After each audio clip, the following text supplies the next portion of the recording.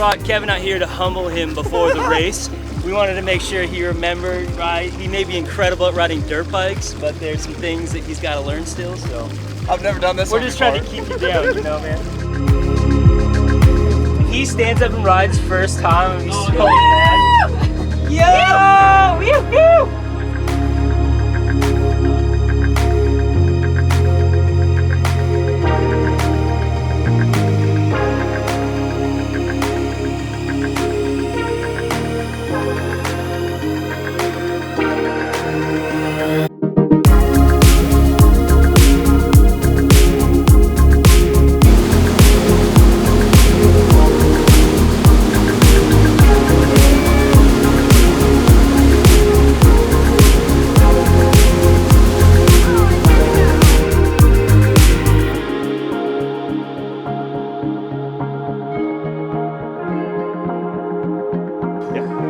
This guy, we try to throw something at him that he's not good at, but he's one of those good at everything guys. So, first try popped up.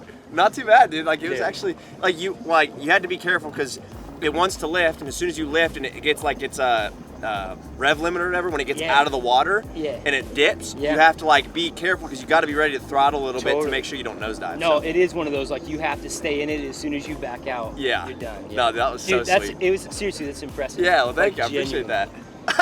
I'll take that, you know what I'm saying? Yeah, we're trying to hype him up for the race.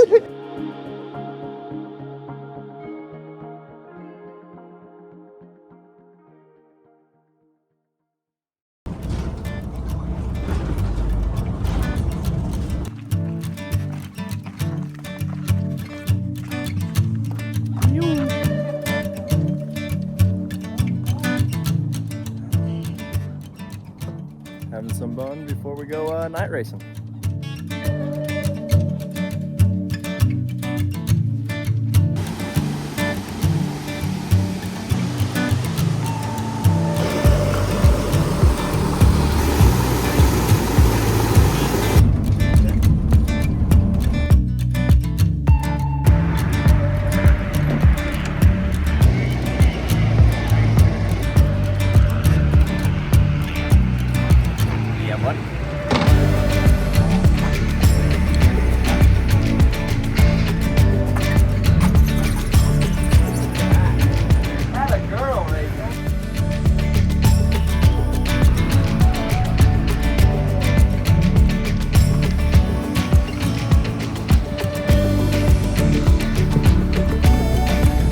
As you can see here, just got up using the FlatLine Van Co. mobile, the epic van that they have. We just came up here thanks to the McGinley Clinic. They brought us stuff out here, so this is the only reason why we're able to get it. Look how epic this setup works for us. We got the canopy, the bike, parts, gear bag, everything like that ready to rip. So we just came up here. It is midday on Thursday. We're grabbing our stuff, heading down to PIR because it's Thursday night, nighttime national, ready to go tonight.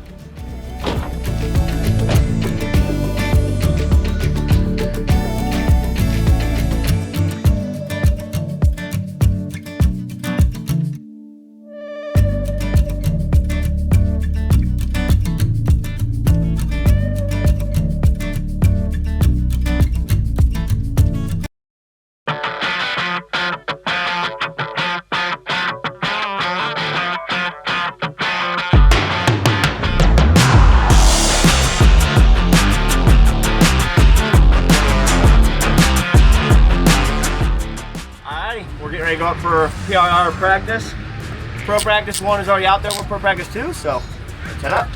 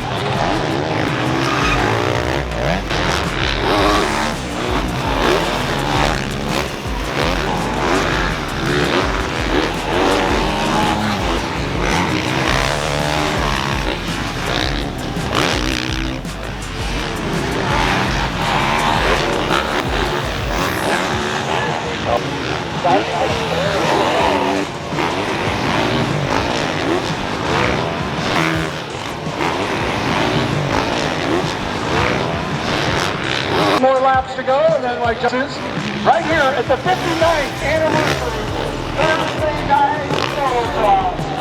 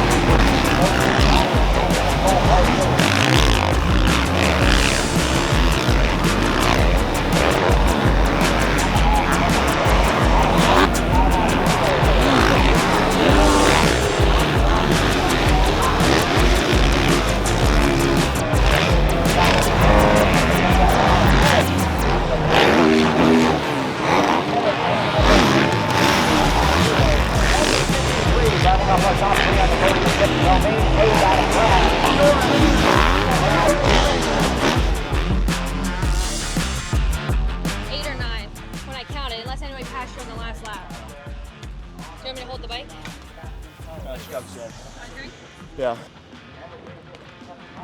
What do we end up? Okay. I mean, I think we're in. Yeah, they take 9. Yeah. So-so. We just gotta be smart with it. Sketchy track. You can't see some of the lines right now with it being shaded, so ain't nothing but a thing. That starts dumb with how far it is. I know, I tried going all the way to the outside and just slid, so it's all right. The rear end felt loose though. Oh my goodness. So, okay, that's what I was feeling the last 2 laps. I didn't know if his sprocket was coming loose or this was loose, but they swapped the rear wheel right before we put it on the rig last week, so it must not have gotten tight enough, because this is all sorts of loose.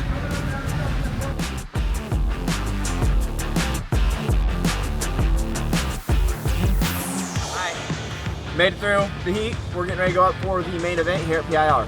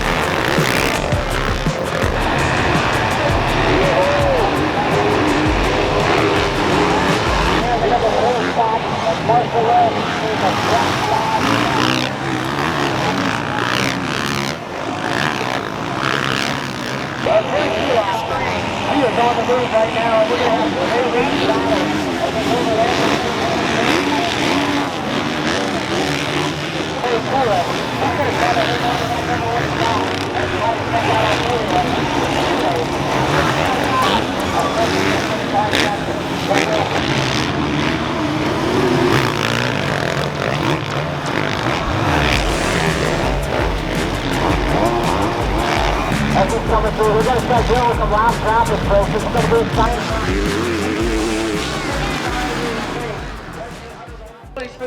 Dude, I toasted out. I had no energy. I know, I was wondering. Yeah.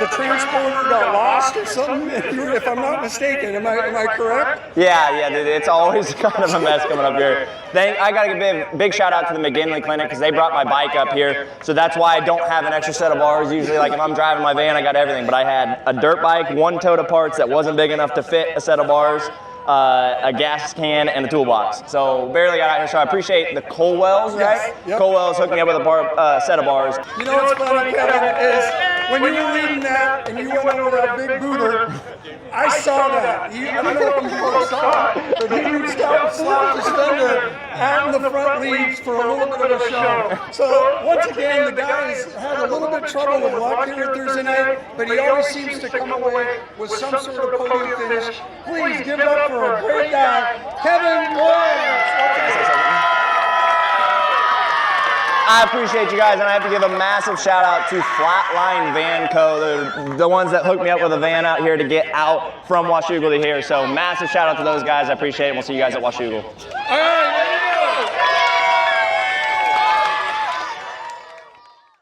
there you go. You good? Alrighty, before we move on to Washougal, just want to clear a couple things up because I've seen some stuff via some podcasts, social media, stuff like that, on the PIR situation. So obviously, as you guys saw, we took a pretty good look in practice. Nothing crazy came out of it, but it did scare me a little bit. So right after the heat race, which we qualified directly into, like we said, we were 7th or 8th or something like that, top 9 transferred. So I actually went and took a nap to rest before the main event because I didn't know if I was going to race the main event. So I was not listening to see if I was in the LCQ or anything like that because I wasn't in the LCQ. Apparently they had called my name over the intercom. We obviously were not paying attention because, like we said, we transferred straight in. So we went up to the main event, waited for a name to be called. We were up there early, and then when my name was not called, it started to raise some questions of like, what's going on here? So we went up to the scoring tower at that point after the gate was full, and they said that they had me in the LCQ. So we went back, they looked at their scoring sheet of the heat race and saw that they messed up, and they were like, oh shoot. So at that point, also keep in mind, they have a hard cutoff at 10 p.m. So they cannot, make a ton of decisions or, have a conversation with the whole, all the riders of what they wanted to do. Like they have a hard cutoff, they have to be done at 10 p.m. The city does not allow them to go past that. And at this point, we're the last race in the evening. It's getting close to that point because we have a 20-minute moto plus 2 laps. So in that situation, obviously as a good starter, I wanted to be put on the line, but they did not have a gate for me because of their mess up. So to try to make that right, they put me on the outside. They drew a line in the dirt. The promoters did this, and they told me at that point, they put the line right where the gate would be, obviously, if I had one in front of me. So they said, do not take off until the gate drops. Other than that, fair game kind of deal. So obviously I took off, ended up getting the whole shot, and as soon as that race was over, I went straight to the promoters and was like, hey, are you guys honoring that? Because I understood the situation was a little bit hairy. They told me, yes, it's yours kind of deal. They had the name on the check and everything like that. So it seemed to be as if that was the way it was going to go. Obviously, I wasn't going to ask questions, but then after that, we went back up to get paid like 30 minutes later.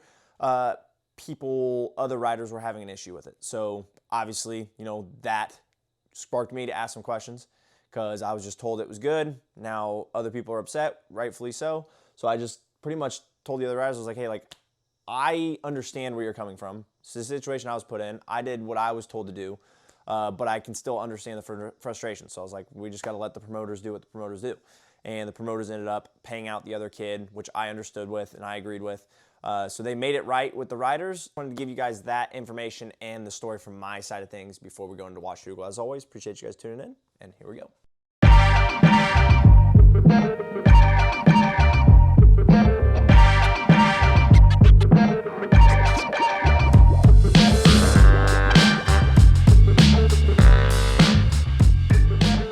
Howdy, ladies and gents. We are here on race day, getting ready to head for quali 1. 450s go first, so we're gonna have a little bit more of a wet track. However, kit's looking good as always. We got the FlatLine Van Co helmet. We got Geowest Drilling Inc on the side. Bike graphics hooking it up, so let's go out and get ready for quali 1.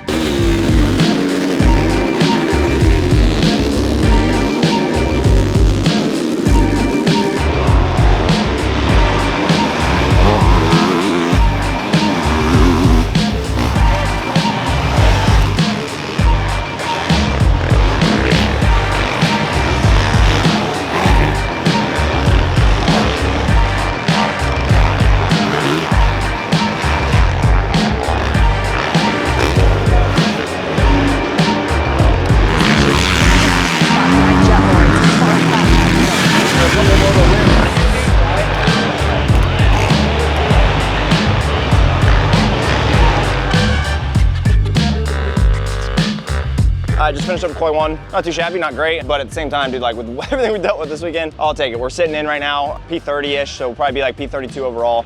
but we've got another session. I think it could potentially get faster. It was pretty smooth out there, but like it's really tough to see in some of the shadows and everything like that, and with the sun. I have confidence myself that we'll go faster, so we'll wait till quali 2, see what we do.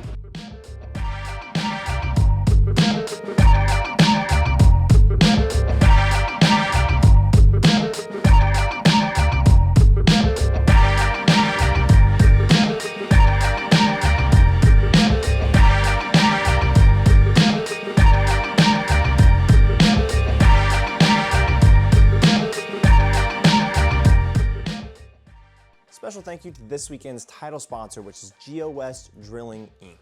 They provide technical and environmental drilling and sampling services in the Northwest region. Google search is the best way to find them, or on social medias at Geowest Drilling. All right, sitting slightly on the bubble, sitting P32 overall right now. So we're headed up for quali 2. Track's probably gonna get a little bit faster, so we gotta go get creative, and let's go get it done.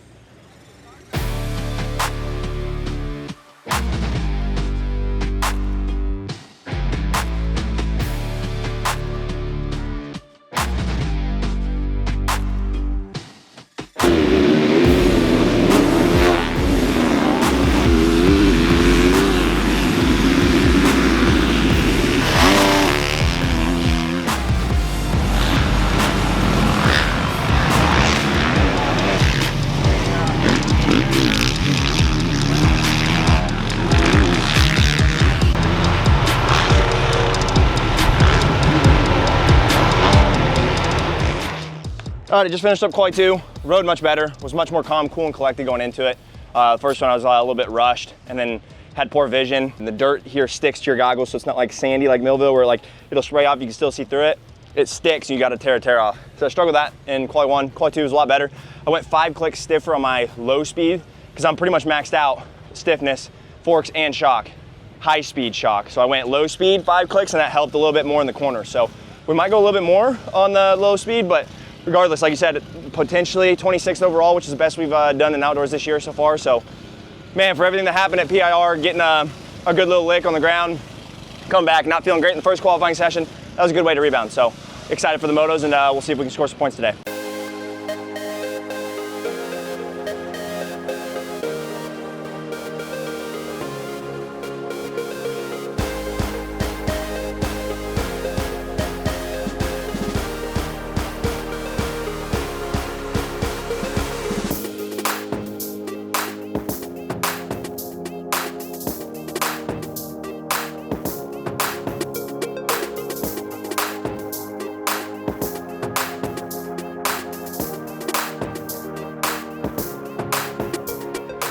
Special shout out to Champion Tool Storage, as always, being such a massive part of our program. Our last year's race rig is actually for sale. Be sure to find it in the description if you're interested in a Renegade race hauler or race rig of any kind in the amateur scene or pro scene. It's a high quality rig ready to go. Again, Champion Tool Storage produces industrial grade cabinets and tool storage, so be sure to check them out at championbuilt.com. All right, we're getting ready to head for Moto 1. Biggest thing for me, honestly, is at the beginning of the race is when it's just, goal is to get the whole shot. Let's go out for that. But say we don't, being in the mix and going up Horsepower Hill those first couple laps, just absolutely getting brutalized by Roost. Biggest thing is just clear vision, deep breaths during the first few laps. Try to be aggressive and don't fade backwards, and then start picking people off quickly. That's pretty much the biggest goal. So let's go see if we can score some points.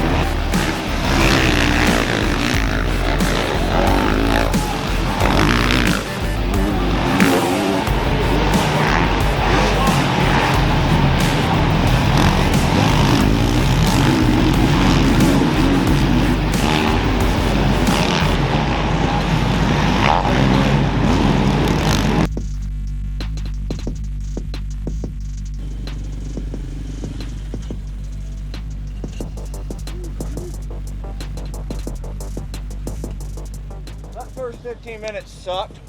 You charged hard though at the end. Yeah, because I finally had vision. When you're right behind those guys, and it's something I don't ever practice is with people trying to get around them, and it lacks.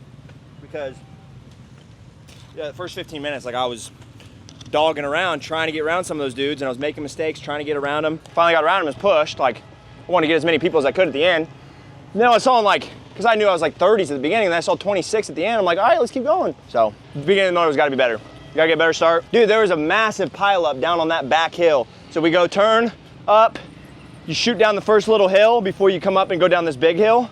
Massive pileup on the inside. I damn near went off the track. Like there was like probably 10 dudes just like stacked, and we all had to like almost stop for them to start going because it was just jammed. Yeah. Is that that point? Mm-hmm. Got dirt down my throat. So we'll get cleaned up. I want to do better in moto too. I think we get some points if we can get a better start. So gotta be aggressive at the beginning.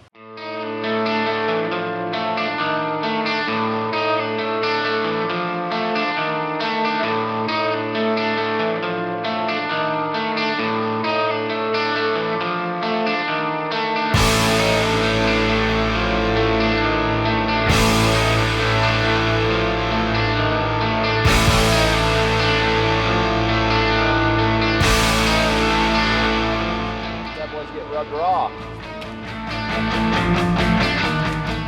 There you go.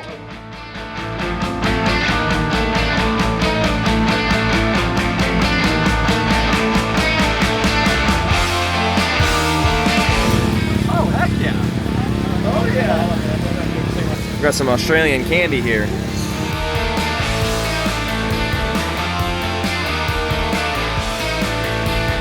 There's that.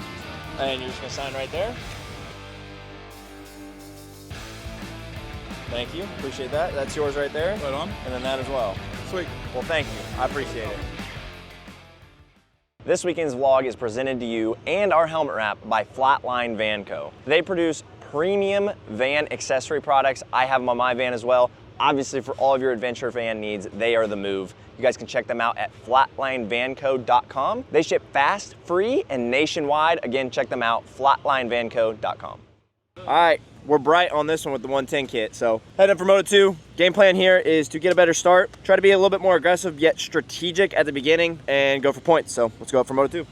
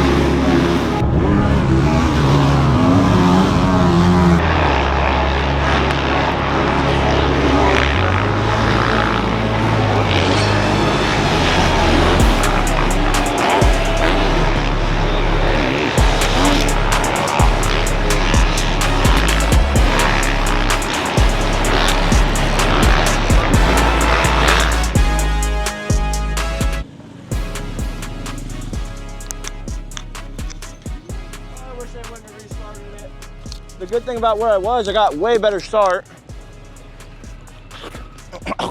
And I was kind of settled in where I didn't have Bruce just pelt me the whole time. So I was getting ready to start flowing good. And then after that restart, dude, I ate Roos for the first 3-4 laps and just tossed me back off. I was just tired. But bike started beating me up a lot more. It's getting a little bit rougher. Coming down those hills, you need the fast rebound, but at the same time, is that rebound kicking me too much? So like it's a very fine line that just like that's the lack of testing that I have. So, all right, we'll get wrapped up real quick.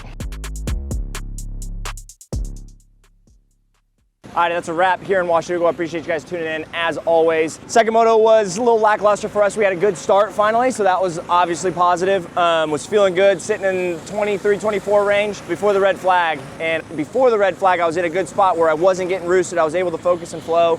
And then after the restart, obviously single file starting one by one, I was right back in the roost and tensed up and just kind of faded out a little bit. So it is what it is. I think we went 26 on the day. I don't know what we ended up overall, but massive shout out to Kevin from FlatLine Van Co here. The helmet wrap, providing the van for us, our transportation. If you guys need any van accessories, be sure to check them out. FlatLine Van Co. And Isaac over here jumping in. We didn't get to introduce him. So yeah, massive thank you to them and to Andrew here and Elizabeth. We got it, you know what I mean? And Rachel out here. Garen came out. We greatly appreciate everybody, and we'll see you guys in the next vlog. That's been another Kevin Moranz vlog. Be sure to subscribe for more and stay tuned for the next video.